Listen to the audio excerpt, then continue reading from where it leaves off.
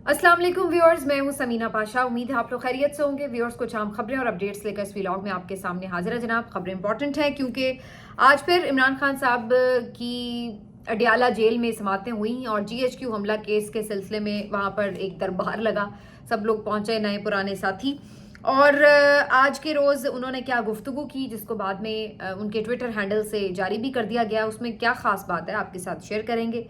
आज एक लड़ाई हुई है फिर से टीवी प्रोग्राम में नईम हैदर पंजोता साहब और इख्तियार वली खान साहब के दरमियान। क्या ऐसा हो गया वहां पर, इसके ऊपर बात करेंगे। इसके साथ साथ जी आपसे जिक्र करेंगे कि एक बड़ा कारनामा जो है वो हमें नज़र आ रहा है जस्टिस आमिर फारूक साहब का, क्योंकि जिस मकसद के लिए नए जजेस भर्ती किए गए थे, लगता है कि उनसे वो मकसद पूरा कर लिया जाएगा। क्यों मैं ऐसा कह रही हूँ आपके साथ अभी शेयर करते हैं मामलात। एक अहम खबर है सऊदी फरमा रवा के हवाले से। मोहम्मद बिन सलमान ने एक बड़ा कदम उठाया जिस पे इमरान खान साहब ने भी उनकी तारीफ की है। इसके ऊपर बात करेंगे और फिर एक दो और खबरें हैं जो कि आपके साथ शेयर करेंगे, जो कि सरकारी मुलाजमीन के रवैये के हवाले से जो है मैं आपसे बात करना चाहूँगी।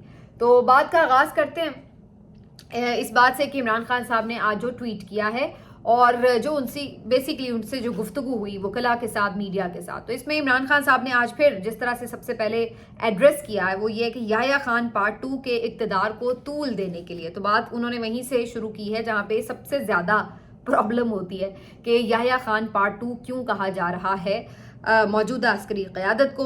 तो इसी वजह से इस बात पे बहुत दफ़ा आपको पता है कि शिकायत भी की गई है, लेकिन खान साहब का इस पे जवाब ये है कि आप हालात ठीक कर दें तो हमारे बयानात ठीक हो जाएंगे। तो उनका वाजे इसके ऊपर यही जवाब है। बहरहाल उन्होंने इसका जिक्र करते हुए फिर से दोहराया कि किस तरीके से उनके कारकुनान के साथ, उनके पार्टी लीडर्स के साथ जुल्म सितम हुआ, आम लोगों के साथ जिस तरीके से बिहेव किया गया, इदारों को जिस तरह इस्तेमाल किया गया, ये सब चीज़ें उन्होंने इसके अंदर लिखी। और बात करते हुए उन्होंने ज़िले शाह का जिक्र किया और फिर समी वज़ीर का भी जिक्र किया। उन्होंने कहा कि ज़िले शाह से लेके समी वज़ीर तक जो जुल्म की एक दास्तान है, जो जबर का एक पूरा माहौल है, जो मेरे कारकुनान ने बर्दाश्त किया है, लेकिन उन्हें इंसाफ नहीं मिला। और बज़ाहिर जिस तरह का इस वक्त मुल्क में माहौल है, जो 26वीं आईनी तरमीम के बाद सूरत हाल है, उसमें ये इंसाफ मिलता नज़र भी नहीं आ रहा, क्योंकि जजेस तो बेचारे खुद इस वक्त इंसाफ के मुतलाशी नज़र आ रहे हैं। बहुत कम जजेस हैं जो कि इस वक्त डट के खड़े हुए हैं, लेकिन ज़्यादातर हमें यही नज़र आ रहा है कि अदलिया भी खामोश तमाशाई बन गई है। और उसकी वजह यह है कि जो बहुत सारे दीगर जजेस हैं कोर्ट्स में, वो तो फिर भी कुछ हिम्मत पकड़ते हैं, लेकिन जो उनके चीफ्स हैं वो ऐसे मुकर्रर किए जा रहे हैं कि जो मुकम्मल तौर पर इस सिस्टम को सहूलतकारी फ्राहम करते हैं और उनकी मन मर्जी और मंशा के मुताबिक काम करते नजर आ रहे हैं। गाजी फायज ईसा साहब से लेके मौजूदा चीफ जस्टिस और फिर उधर से आमिर फारूक साहब जो चीफ जस्टिस हैं लाहौर हाई कोर्ट के, नहीं बल्कि इस्लामाबाद हाई कोर्ट के, उनका भी इसी किस्म का रवैया है। लाहौर हाई कोर्ट की भी जो जस्टिस साहिबा हैं वो भी कुछ बहुत ज़्यादा ऐसा नज़र नहीं आ रहा कि आज़ादी के साथ काम कर रही हो। तो बहरहाल कहने का मकसद ये कि इमरान खान साहब अदलिया से कुछ ज़्यादा ये नहीं एक्सपेक्ट कर रहे कि वो बहुत कोई आज़ादाना फैसले करेंगे।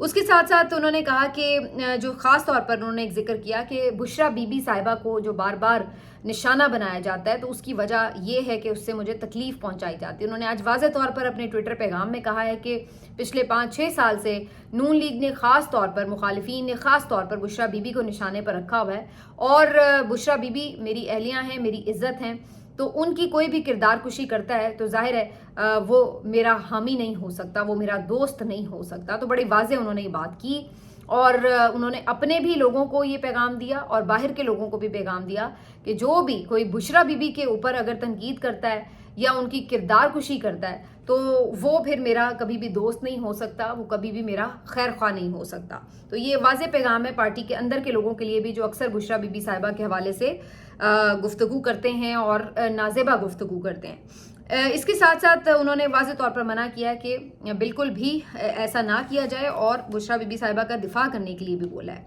इसके साथ उन्होंने आज ख़ास तौर पर मोहम्मद बिन सलमान का शुक्रिया अदा किया है और उनका जिक्र करते हुए उन्होंने कहा कि आज ये खबर जारी हुई थी कि कोई 7,500 के करीब जो वहाँ पर मुसलमान हैं, पाकिस्तानी हैं, जो जेलों में कैद थे, उनको रिहा किया गया है। तो ये बेसिकली खबर को उस इंसिडेंट से जोड़ा जा रहा है कि जहाँ पर मोहम्मद बिन सलमान जब पाकिस्तान आए थे, जब इमरान खान साहब वज़ीर आज़म थे, تو اس وقت عمران خان صاحب نے اسپیشل ریکویسٹ کی تھی محمد بن سلمان سے کہ آپ میرے جو وہاں کے لوگ ہیں پاکستانی جو جیلوں میں قید ہیں، معمولی نوعیت کے جرائم ہیں یا کچھ اور کسی قانونی ضابطے میں کوئی پرابلمز ہیں، کاغذات کی کمی بیشی، کوئی بھی اس قسم کے معاملات ہوتے ہیں جس کی وجہ سے وہ جیلوں میں پہنچ جاتے ہیں، تو ان کے لیے آپ تھوڑا نرم دل کریں اور ان کو رہا کریں، کیونکہ وہ بڑی تکلیف دہ صورتحال میں ہوتے ہیں، ایک تو دیار غیر میں ہوتے ہیں، اس طرح سے انہیں لوگ مل نہیں سکتے، آ کے اسسٹ نہیں کر سکتے.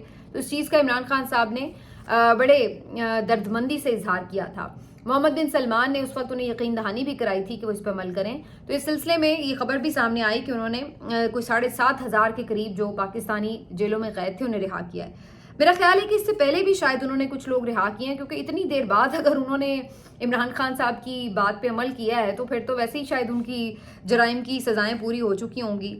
شاید اس کے درمیان میں اور بھی لوگوں کو انہوں نے رہا کیا ہو اور یہ اسی سلسلے میں انہوں نے ایک دفعہ پھر رہائی کی ہو، تو اس طرح سے کچھ مجھے یہ معاملہ لگتا ہے. بہرحال یہ آج انہوں نے محمد بن سلمان صاحب کا شکریہ ادا کیا ہے. تو عمران خان صاحب نے آج جو رپورٹر سے بات کرتے ہوئے کیجولی کچھ باتیں کی ہیں جو ان کے ٹویٹ کا حصہ نہیں ہے لیکن ادروائز رپورٹ ہوئی ہیں. اس میں خان صاحب نے کہا کہ محسن نقوی صاحب کی بات ہوئی کہ وہ بھی ڈونلڈ ٹرمپ کی تقریب میں گئے تھے اور اس طرح. تو انہوں نے کہا کہ محسن نقوی تو لگتا ہے کسی گارڈ سے مل کر آ گیا ہے. اور اس کے ساتھ ساتھ انہوں نے اوورسیز پاکستانیوں کی بھی تعریف کی اور کہا کہ اوورسیز پاکستانی جو ہیں وہ میرے کی پلیئرز ہیں اور جو پاکستان سے باہر میرے پارٹی کے بھی لوگ ہیں وہ بھی بڑا اہم کردار ادا کر رہے ہیں. اور یہ انہوں نے کچھ دن پہلے بھی زلفی بخاری وغیرہ کے سلسلے میں ذکر بھی کیا تھا. تو یہ جی آج عمران خان صاحب کی گفتگو تھی اور باقی وہ اس بات پہ کلیئر ہیں کہ انہوں نے عدالتوں سے انصاف لینا ہے اور کسی طرح کا بھی دباؤ یا کسی طرح کی بھی سزا یا کسی طرح کی بھی رشوت یا اوبلائج کرنے کی بھی کوشش، کوئی چیز بھی انہیں ڈیل پر مجبور نہیں کر سکتی. انہوں نے آج اس بات کا بھی حوالہ دیا ملک ریاض صاحب کے حوالے سے، شاید انہیں ذکر کیا ہو کسی نے کہ بھی ان کا یہ ٹویٹ آیا. تو انہوں نے کہا کہ القادر ٹرسٹ کو پھر انہوں نے ایکسپلین بھی کیا دوبارہ سے اور ساتھ میں یہ کہا کہ ملک ریاض اس بات کی گواہی دے سکتے ہیں کہ میں وہ واحد وزیر اعظم ہوں جس نے کبھی ان سے اپنے ذاتی فائدے کے لیے کوئی چیز حاصل نہیں کی. باقی جو ہمارے پولیٹیکل پارٹیز کے لوگ رہے ہیں، زرداری صاحب ہوں، انہوں نے بھی یہ کلیم کیا جاتا ہے کہ بلاول ہاؤس ملک ریاض نے انہیں بنوا کے دیا. اسی طرح یہ جو ون ہائیڈ پارک کی پراپرٹی تھی جو بیچی ہے حسن نواز نے ملک ریاض صاحب کو، جس کے بعد پھر یہ سارا القادر ٹرسٹ کا معاملہ کھلا بیٹھا ہے، تو اس کے اوپر بھی بیسیکلی وہ ڈبل پرائس پہ بیچی گئی ہے. کیوں، کیسے، یہ بھی ایک سوال اپنی جگہ موجود ہے اور ادروائز بھی بہت سارے قصے کہانیاں ہیں. تو عمران خان صاحب نے اپنی ٹویٹ میں بھی اس بات کا ذکر کیا کہ ملک ریاض اس بات کی گواہی دے سکتے ہیں کہ میں نے اپنی ذات کے لیے کوئی چیز ان سے کبھی حاصل نہیں کی. یہ زمین کا اگر ٹکڑا لیا بھی تو یہ میں نے قوم کے بچوں کے مستقبل کے لیے لیا، وہاں پہ یونیورسٹی بنائی، اس کا مجھے یا میری بیوی کو کوئی فائدہ نہیں ہے. تو یہ عمران خان صاحب کی آج کی گفتگو تھی. دوسرا جی آج ایک جو خبر ہے خان صاحب کے لیے بھی اور باقی پی ٹی آئی کے لیے بھی شاید بہت زیادہ حیران کن نہ بھی ہو، لیکن جو کورٹ رپورٹرز ہیں وہ اس کے اوپر خاصے حیران ہیں کیونکہ ایسی چیزیں وہ پہلے نہیں دیکھتے جو آج کل انہیں دیکھنے کو مل رہی ہیں.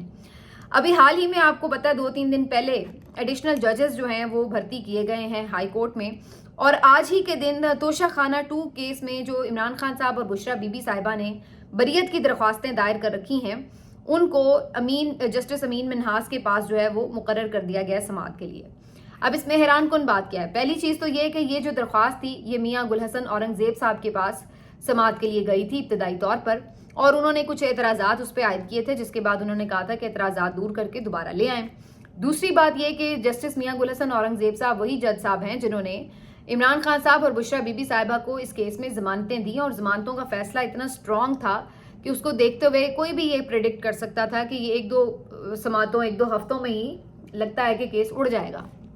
لیکن بجائے اس کے کہ اعتراضات دور کر کے واپس انہی کے پاس درخواست لگائی جاتی، ایک کل کے بھرتی کیے ہوئے جج کے پاس جو ہے یہ اہم ہائی پروفائل کیس لگا دیا گیا ہے. بلکہ اب اس پہ جو کورٹ رپورٹرز ہیں وہ بھی حیران ہیں کہ کبھی عام طور پر وہ ایسا دیکھتے نہیں ہیں کہ اس قسم کی مثال ہو کہ ایک وکیل جو چند دن پہلے وکالت کر رہا تھا اسی عدالت میں، اگلے ہی ہفتے اس کی اپوائنٹمنٹ بھی ہو جائے، وہ حلف بھی اٹھا لے اور اس کے اوپر آگے اس کے ہائی پروفائل کیس بھی لگ جائے.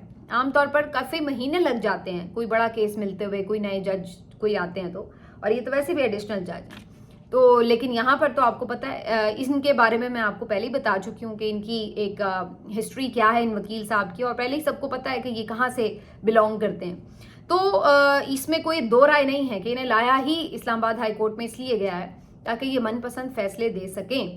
تو اب کیس جو ہے وہ عامر فاروق صاحب نے وہ تو پہلے سے ہی آپ کو پتہ ہے سہولت کاری کرتے ہیں، تو انہوں نے پہلے ہی سے ہی کیس جو ہے ان کی عدالت میں جا کے لگا دیا ہے ٹھگ کر کے، تاکہ کوئی کسی قسم کی پرابلم نہ ہو. ادروائز باقی جو ججز ہیں اسلام آباد ہائی کورٹ کے وہ تو کوئی کسی صورت میں بھی قابو نہیں آئے.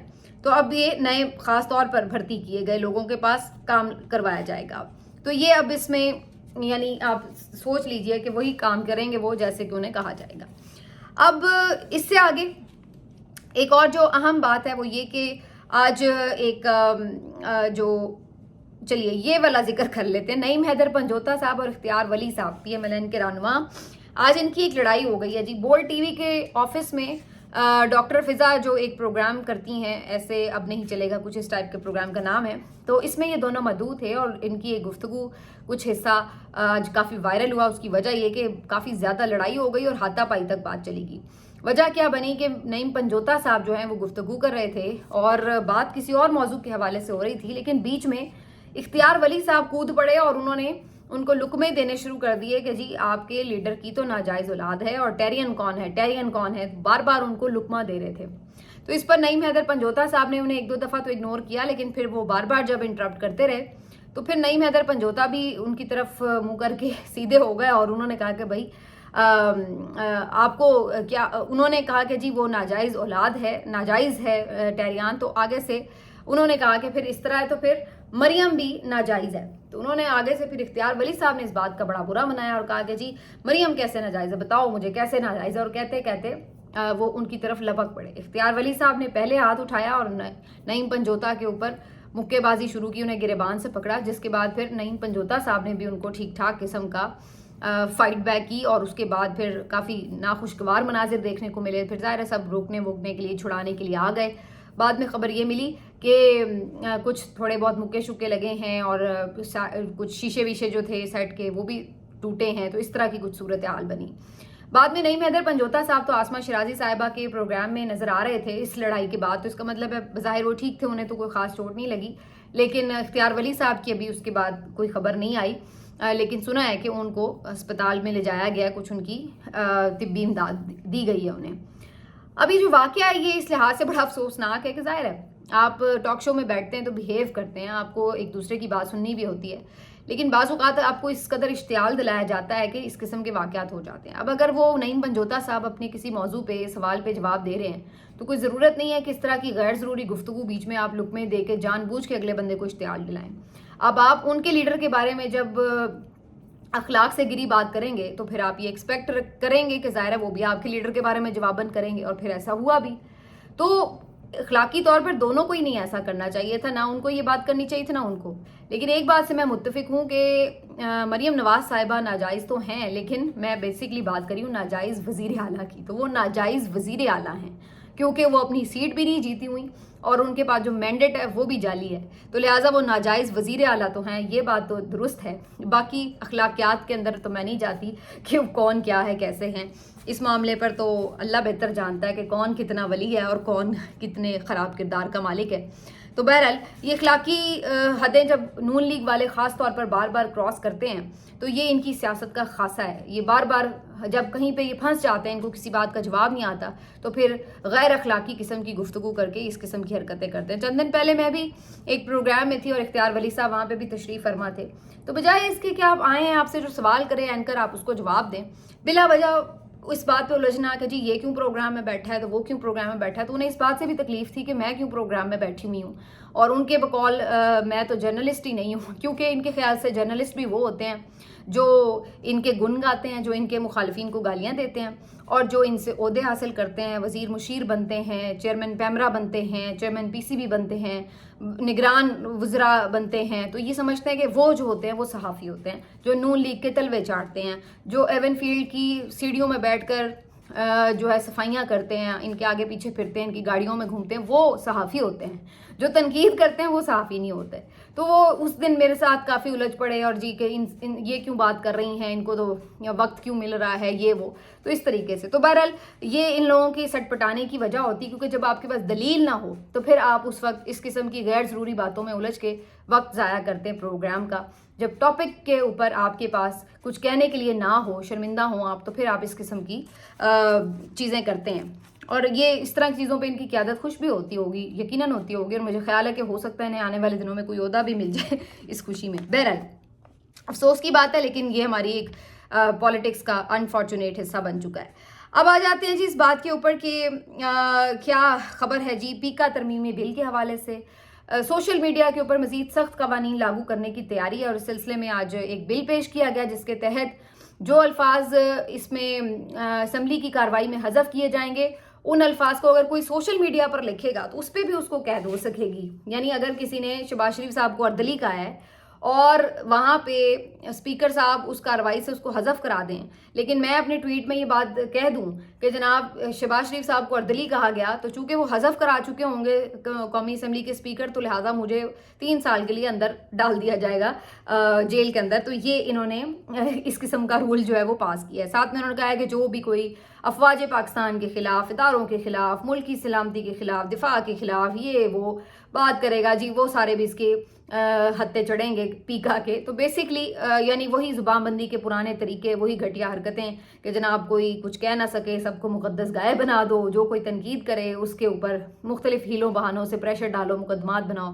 تو وہی گھٹیا حرکتیں ان کی جو یہ کر رہے ہیں، اور ایک اتھارٹی بھی اس سلسلے میں نہیں بنانے کی تیاری ہے. جبکہ ابھی تک ان کے جو ایف آئی اے اور باقی یہ لوگ ہیں جن کے آلریڈی ایک سائبر کرائم ونگز بھی ہیں، وہ اس پہ کام کر رہے ہیں، اور بڑے وہ ان کی خدمت اگر آپ دیکھیں تو وہ ایکسٹرا آرڈنری خدمت کر رہے ہیں. مثلا میں نے آج ایک ایڈیشنل ڈائریکٹر ایف آئی اے کا ایک کلپ دیکھا جو کل کوئی انہوں نے پریس کانفرنس کی، جس میں وہ شہباز گل صاحب کو اور عمران ریاض خان کو تڑیاں لگا رہے تھے بیٹھ کے کہ جناب تم آؤ ذرا پاکستان دیکھو، میں تمہیں آ کے پکڑوں گا، میں 11 22 بھی ساتھ لے کے آؤں گا، ویل چیئر بھی لے کے آؤں گا، کیونکہ تم لوگوں کو بڑی اس کی ضرورت پڑتی ہے، تم ریاست کے ملزم ہو، تم یہ تم وہ. تو آ کے اس قسم کی اس کی زبان تھی، میں اس شخص کو دیکھ کے حیران تھی. بھائی تم ہو کون؟ تم ریاست کے نوکر ہو؟ تم کوئی سیاسی مخالف ہو کہ تمہاری آواز اور تمہاری جو لہجہ ہے وہ اس قسم کا ہے کہ تم دوسروں کو یوں تڑیاں لگا رہے ہو کہ جناب میں تمہیں نہیں چھوڑوں گا؟ تم بدماش ہو یا تم ریاست کے نوکر ہو؟ میں تو حیران ہو گئی ہوں کہ ان لوگوں نے پوری کی پوری سسٹم بیوروکریسی کا حال کیا کر دیا ہے. یعنی یہ لوگ کیا غنڈے بدماش بنا کے بٹھا دیے ہیں ہمارے سروں کے اوپر.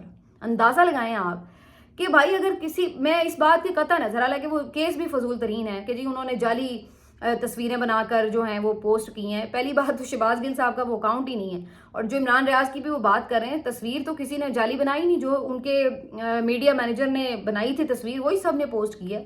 کسی نے کچھ کیپشن کے ساتھ، کسی نے کچھ کیپشن کے ساتھ. کہنے کا مقصد یہ ہے کہ اگر صحیح بھی آپ نے مقدمہ بنایا تو پھر بھی آپ کے پاس ہزاروں سینکڑوں مقدمات ہوں گے. کیا آپ ان کے اوپر آ کے اس طرح پریس کانفرنسز کرتے ہیں کہ جی میں تمہیں نہیں چھوڑوں گا، میں تمہیں نہیں چھوڑوں گا؟